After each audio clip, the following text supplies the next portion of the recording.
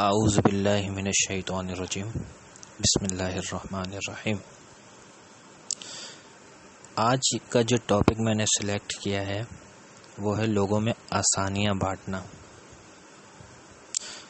ایک نوجوان آج وہ اپنی تمام مصروفیات کو پش پست ڈال کر درویش کے پاس جا پہنچا۔ جب اس کی باری آئی تو اس نے دونوں ہاتھوں سے مصافحہ کیا، بلا تمہید درویش سے دعا کرنے کو کہا۔ درویش نے نوجوان کے کندھے پر ہاتھ رکھا اور بڑے جذب دلی سے دعا دی، اللہ تجھے آسانیاں بانٹنے کی توفیق عطا فرمائے۔ دعا لینے والے نے حیرت سے کہا، حضرت الحمدللہ، ہم مال پاک کرنے کے لیے ہر سال وقت پر زکوٰۃ نکالتے ہیں، بلاؤں کو ٹالنے کے لیے حسب ضرورت صدقہ بھی دیتے ہیں، اس کے علاوہ ملازمین کی ضرورتوں کا بھی خیال رکھتے ہیں۔ ہمارے کام والے کا ایک بچہ ہے جس کی تعلیم کا خرچہ ہم نے اٹھا رکھا ہے، اللہ کی توفیق سے ہم تو کافی آسانیاں بانٹ چکے ہیں۔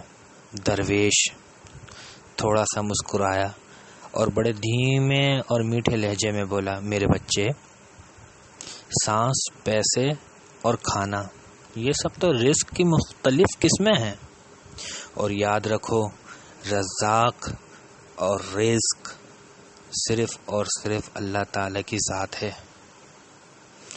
تم یا کوئی اور انسان یا کوئی اور مخلوق نہیں۔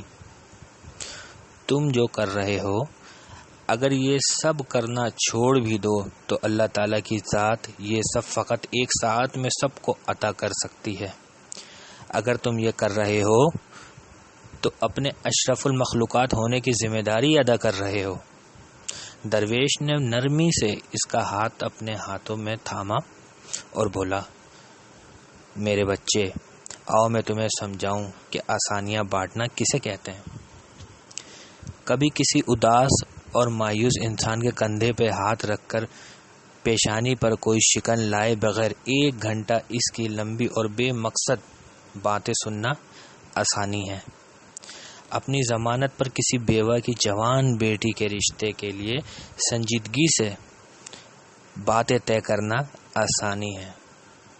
دفتر جاتے ہوئے اپنے بچوں کے ساتھ محلے کی کسی یتیم بچے کی اسکول لے جانے کی ذمہ داری لے لینا، یہ بھی آسانی ہے۔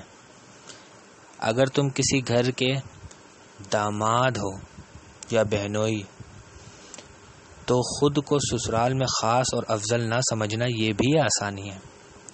غصے میں بھپرے کسی آدمی کی کڑوی باتیں اور غلط بات کو نرمی سے برداشت کرنا، یہ بھی آسانی ہے۔ چائے کے کھوکے والے کو اوئے کہہ کر بلانے کے بجائے بیٹا یا بھائی کہہ کر بلانا بھی آسانی ہے۔ گلی محلے میں ٹھیلے والے سے بحث مباحثے سے بچ کر خریداری کرنا، یہ بھی آسانی ہے۔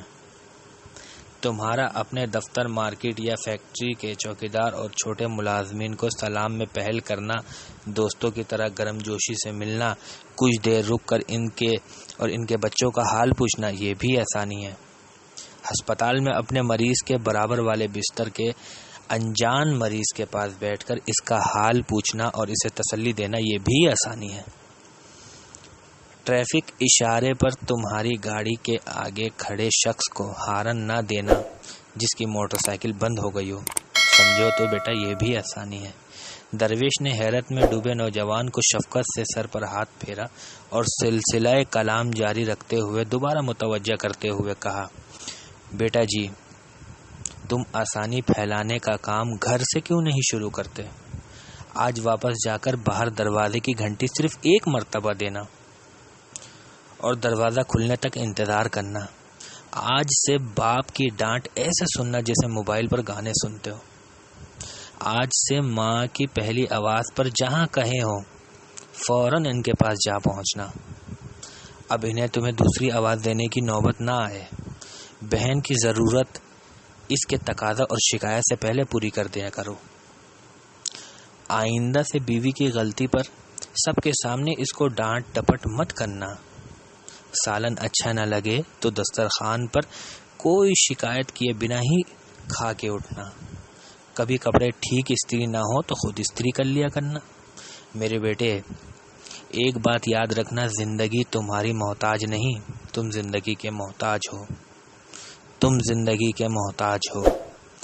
منزل کی فکر چھوڑ دو، اپنا اور دوسروں کا راستہ آسان بناؤ، انشاءاللہ تعالی منزل خود ہی مل جائے گی۔ آئیں صدقے دل سے دعا کریں کہ اللہ تعالی ہم سب کو آسانیاں بانٹنے کی توفیق عطا فرمائے۔ آمین ثم آمین، والسلام۔